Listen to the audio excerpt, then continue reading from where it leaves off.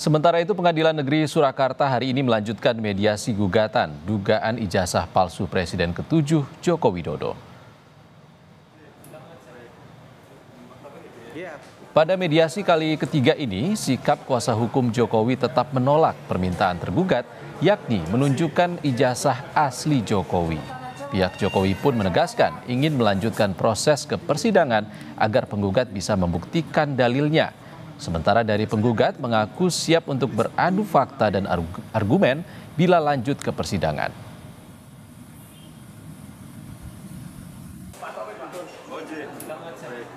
Jadi apa yang dituntut oleh pihak penggugat, apabila tergugat satu tidak memenuhi, dengan sendirinya kan deadlock. Kalau mediator dalam hal ini sebatas memfasilitasi, tidak ada otoritas memberikan suatu putusan, melainkan semuanya diserahkan pada para pihak. Otomatis kami siap, kami ini kan penggugat.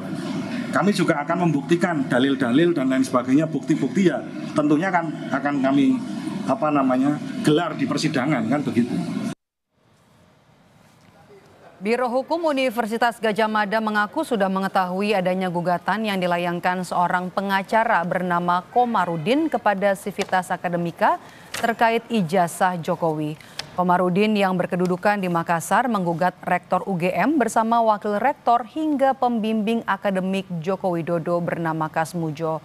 UGM mengaku siap menghadapi gugatan dan sudah menyiapkan langkah termasuk barang bukti yang akan dihadirkan di persidangan.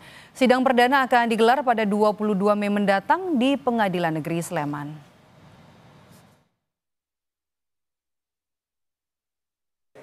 Tentu sikap UGM adalah tentu mengkonfirmasi ya. Insya Allah nih kita dari UGM itu memiliki bukti-bukti yang otentik ya, terkait dengan status keberadaan Pak Jokowi di lingkungan kami, di universitas kami gitu. Dan seperti yang sudah juga disampaikan oleh pimpinan posisi kami sama ya, kaitan dengan data pribadi. Tentu ini yang berhak kemudian meminta adalah tentu orang pribadinya ataupun kemudian adalah dari kejaksaan penegakan hukum atau saya kira juga dalam konteks di pengadilan gitu. Sementara itu, juru bicara Pengadilan Negeri Sleman membenarkan gugatan yang dilayangkan Komarudin terhadap Rektor dan pimpinan UGM serta dosen pembimbing akademik Jokowi, Kasmujo, soal ijazah sarjana Fakultas Kehutanan yang dikeluarkan UGM. Pihak Pengadilan Negeri Sleman menyebut gugatan diajukan pada 2 Mei dan sidang perdananya akan digelar pada 22 Mei.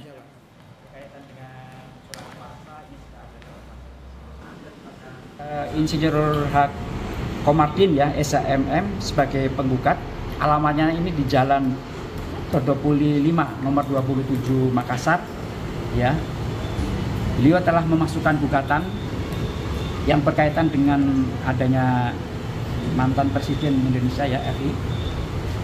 Dan ini menggugat kepada penerbit daripada ijazah tersebut. Jadi kalau besok hadir semuanya, insya Allah kita akan memediasi, mencari win-win solution. Apakah yang sebaiknya terhadap penanganan perkara tersebut.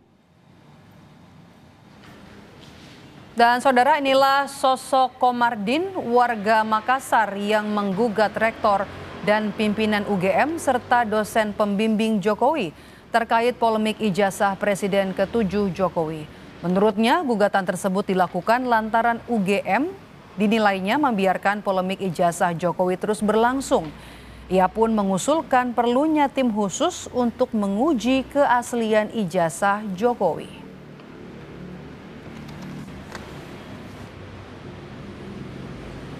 Ya, termasuk itu karena ini semakin hari semakin panas, semakin hari. Nah, ini tentu berpengaruh kepada pendidikan kita.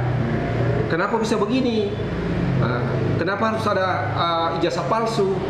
UGM ini merupakan universitas nomor 1 atau nomor 2 di Indonesia.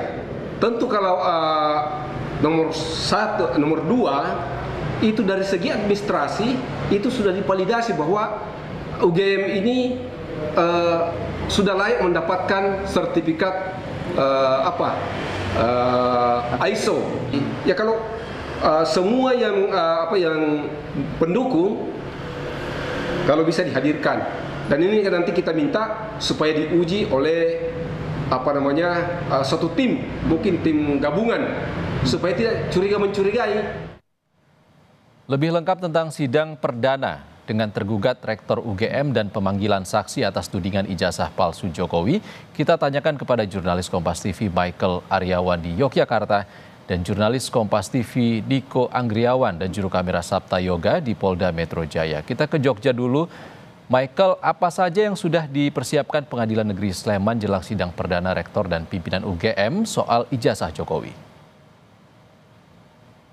Ya, selamat petang Ihsan dan saudara. Betul sekali, Pengadilan Negeri Sleman membenarkan adanya gugatan terhadap Rektor dan para pimpinan di Universitas Gadjah Mada beserta dekan dan juga ada seorang pensiunan dosen yang tak lain adalah dosen pembimbing akademik dari Presiden ke-7 Joko Widodo, yaitu Bapak Kasmujo, juga ikut digugat oleh Komarudin, dan totalnya ada 8 orang. Nah, tadi kami menanyakan kepada juru bicara Pengadilan Negeri Sleman, dikatakan oleh Cahyono bahwa mereka siap menggelar persidangan terkait gugatan itu. Namun memang ada langkah-langkah prosedur yang perlu dilalui, yaitu di mana pada tanggal 22 Mei nanti kedua pihak akan dipanggil, baik yang tergugat maupun penggugat, untuk bertemu di Pengadilan Negeri Sleman.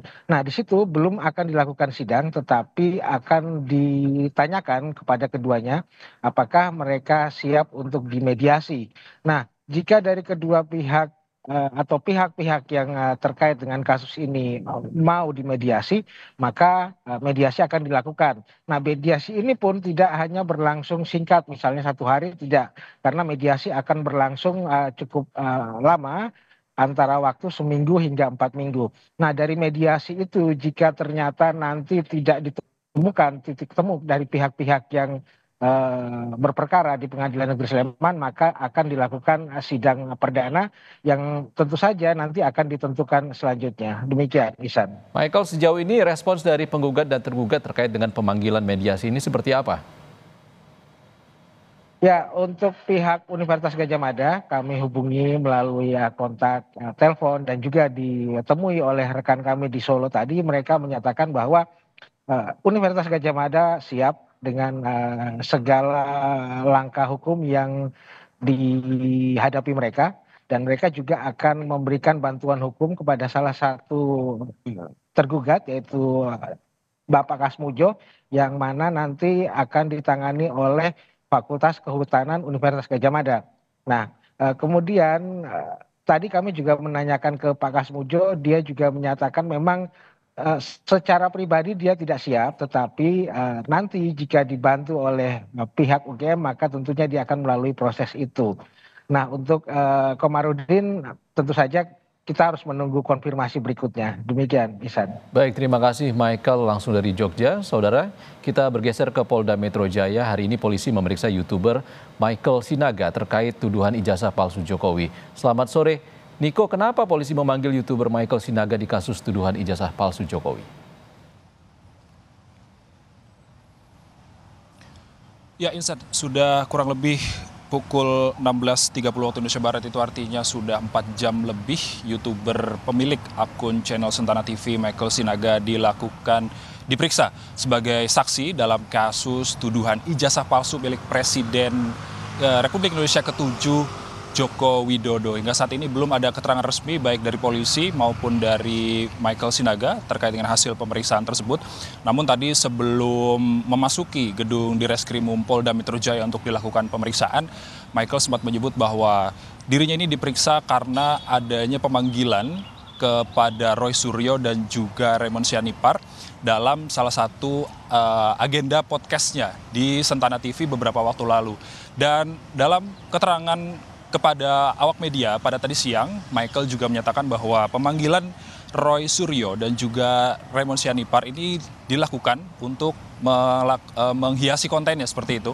Bisa dibilang seperti itu, lalu kemudian mengisi konten tersebut karena si Roy Suryo dan juga Raymond Sianipar ini merupakan ahli di bidang analisa untuk menganalisa salah satunya. Ini adalah dugaan ijazah palsu milik Presiden ke-7 Republik Indonesia Joko Widodo. Hingga saat ini kita juga masih menunggu hasil dari pemeriksaan Michael Sinaga terkait dengan kasus dugaan ijazah palsu milik Presiden ke-7 Republik Indonesia Joko Widodo, dan hingga saat ini masih belum ada pernyataan baik itu dari polisi kapan nantinya Michael ini selesai diperiksa oleh polisi. Dan hingga saat ini secara keseluruhan juga telah dilakukan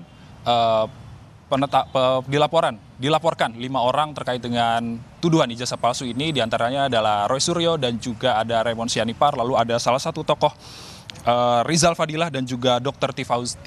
Tifauzia Tiasuma. Demikian, Insan. Niko Anggriawan langsung dari Mapolda Metro Jaya. Sebelumnya ada rekan kami Michael Aryawan dari Yogyakarta. Terima kasih kawan-kawan.